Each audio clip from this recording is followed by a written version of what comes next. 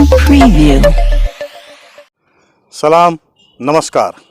Maharashtra news today के इस platform से मैं अली रज़ा आबिदी अली बोलेगा में आपका स्वागत करता हूं। इस वक्त मैं हिमायत बाग के कबीर बाग परिसर में खड़ा हूं और मेरे सामने आरिफ कॉलोनी एक कॉलोनी है। ये दो जंगलों के बीच में इस वक्त खड़ा हूं। एक ये जंगल है कबीर बाग और दूसरा वो जंगल है जो सीमेंट कंक्रीट का बना हुआ है। तो इन दो जंगलों के बीच मैं बात करने जा रहा हूं इंसानों और जानवरों के रिश्तों को लेकर। हाल ही में कुछ ऐसी खबरें आई थी कि जानवर इंसानों की बस्ती में घुस आते हैं, जैसे तेंदुआ घुस आया था। कई ऐसी खबरें हैं तेंदुए के घुस आने की और इंसानों को ज़ख्मी करने की। तो इन्हीं खबरों पर हम इंसानों और जानवरों को रिश्तों को लेकर हम बात करने जा रहे हैं। पहली खबर है सांगली से।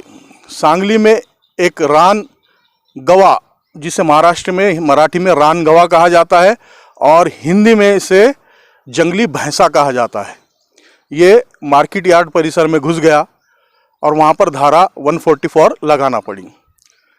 ये 144 लगाने के बाद वहाँ पर जो हराजी होने वाली थी, जो माल आया हुआ था, ट्रकों की लंबी कतारें लग गई और 10 करोड़ रुपए के जो सौदे वहाँ पे होने वाले थे वो रुक गए।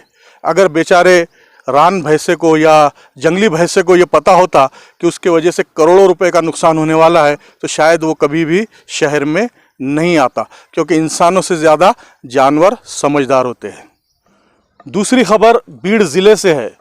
बीड़ ज़िला राष्ट्रीय स्तर पर न्यूज़ चैनल्स, अखबारों में इस बात को लेकर छाया रहा कि बंदर कुत्ते के पिल्लों को उठाकर लेकर जा रहे हैं और उन्हें बड़े बेरहमी से मार दे रहे हैं। ये बड़ी चौंकाने वाली खबर थी कि बंदर एक शांत जानवर है और वो इस तरह हिंसक कैसे हो गया।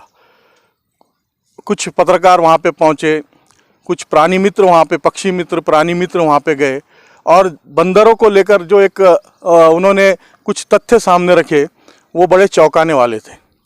बंदर इंसानों पर हमले कर रहे थे, कुत्तों के पिल्लों को उठाकर लेके जा रहे थे, लेकिन गांव वालों का कहना था कि हमने जब ये घटनाएं गांव में होने लगी तो हमने जब अखबार वालों को बताई और वन विभाग को हमने जब इसकी सूचना दी तो हमने बताया था कि 50-60 पिल्लों को बंदरों ने मार दिया है और ये 3 बंदर है जो अचानक कहीं से गांव में आ गए हैं और ये इस तरीके से उपद्रव कर रहे हैं। लेकिन ये अखबारों में जब खबर छपी तो ये 60-70 के 100-150 हो गए और राष्ट्रीय न्यूज़ चैनलों पर या गोदी मीडिया तक जब ये खबर पहुंची तो ये 200 से 250 के लगभग हो गए। तो खैर, हम अखबार वाले हैं, पत्रकार हैं, हमारी बातों को 50% डिस्काउंट दे देना चाहिए। तो ये बंदरों के हिंसक होने का जो कारण था वो ये बताया गया है कि कुत्ते के पिल्लों पर या कुत्तों पर पिस्सू, एक जू होती है जिसको, या कीड़ा होता है जो उनके चमड़ी पर चिपक जाता है, इसको ये बंदर बड़े शौक से खाते हैं। इसलिए ये कुत्ते के पिल्लों को उठाकर किसी ऊंची जगह पर छत पर लेकर जा रहे थे और वहाँ पर ये उनसे वो पिस्सू या वो जो कीड़े हैं वो निकाल के खाते थे। तो बहरहाल, और उसके बाद ये भूख से तड़प कर मर जाते या फिर ये उन्हें मार डालते थे। ये उस खबर के पीछे के कुछ तथ्य थे जो वन विभाग ने बताए हैं। अब ये सवाल ये है कि जानवर इतने हिंसक क्यों हो गए, ये सवाल अपनी जगह पर बना रहेगा। तो उसकी सबसे बड़ी वजह यही है कि जब इंसान जानवरों की बस्ती में घुसने लगा है, जंगलों में घुसने लगा है, तो मजबूरी से जानवरों को भी इंसानों की बस्ती में आना पड़ रहा है। हर बात में राजनीति ढूंढने वालों ने इस मुद्दे पर भी राजनीति तलाश कर ली है।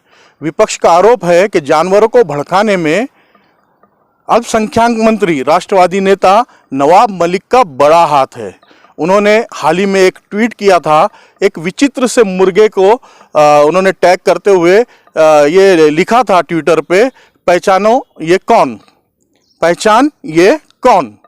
इसके बाद इस पे बवाल हो गया और ये राजनीति यहाँ से भड़क उठी, ऐसा विपक्ष का आरोप है।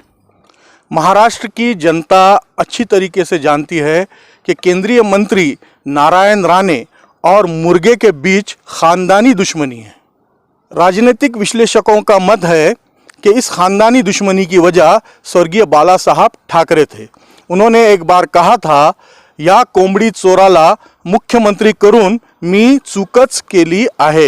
हिंदी में अगर इसका अनुवाद किया जाए तो वो इस तरह होगा, इस मुर्गी चोर को मैंने मुख्यमंत्री बनाकर गलती की थी। और यहीं से नारायण राणे और मुर्गी के बीच दुश्मनी शुरू हो गई।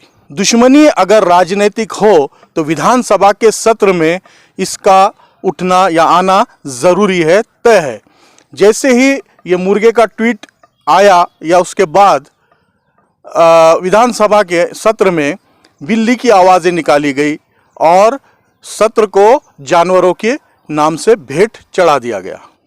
दुश्मनी अगर राजनीतिक हो तो इसका असर विधानसभा के सत्र में दिखाई देना ज़रूरी है, और वो दिखा भी।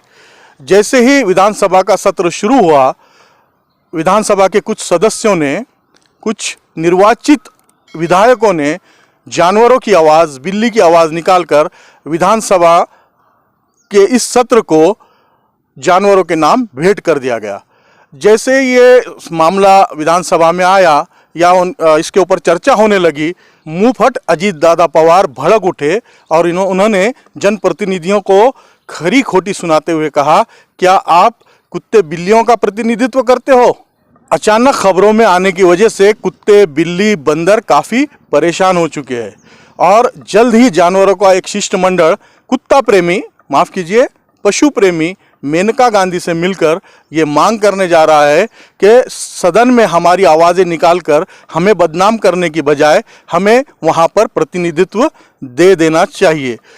और कुछ हमारे वो पत्रकार मित्र जो जानवरों की भाषा इंसानों से ज़्यादा बेहतर समझते हैं, उनका कहना है कि इनको भड़काने में हमारे पूर्व मुख्यमंत्री देवेंद्र फडणवीस भी लगे हुए हैं। बताया जा रहा है कि जल्द ही देवेंद्र फडणवीस दिल्ली जाकर आला कमान को ये बात समझाने वाले हैं कि कुत्ते बिल्लियों को सदन में प्रतिनिधित्व दे देना चाहिए, क्योंकि विधायकों को तोड़फोड़ करने के लिए काफ़ी मेहनत और मशक्क़त करना पड़ती है, करोड़ों रुपए खर्च करना पड़ते हैं, मंत्री पद का लालच देना पड़ता है। लेकिन जानवरों को अगर तोड़फोड़ करना है, इस पल्ले से इस पाले में लाना है, तो कुछ थोड़े से दूध और बासी रोटी से काम चल जाएगा। दूसरी ओर कुत्ते और बिल्लियों का कहना है कि लोकतंत्र के इस मंदिर को वो हमेशा एक पवित्र स्थान समझते आए हैं।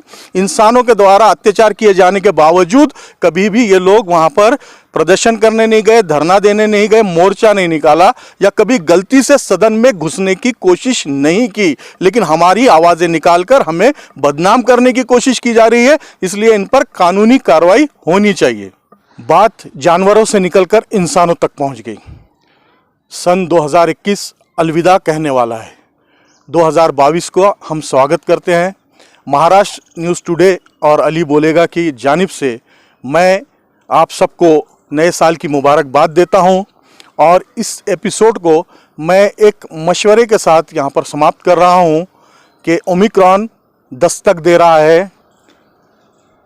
मास्क पहनिए, सैनिटाइज़र का इस्तेमाल कीजिए, भीड़ में जाने से बचिए, घर में रहिए, सुरक्षित रहिए, वैक्सीन ज़रूर लीजिए लेकिन ज़बरदस्ती नहीं। सलाम, नमस्कार, जय हिंद।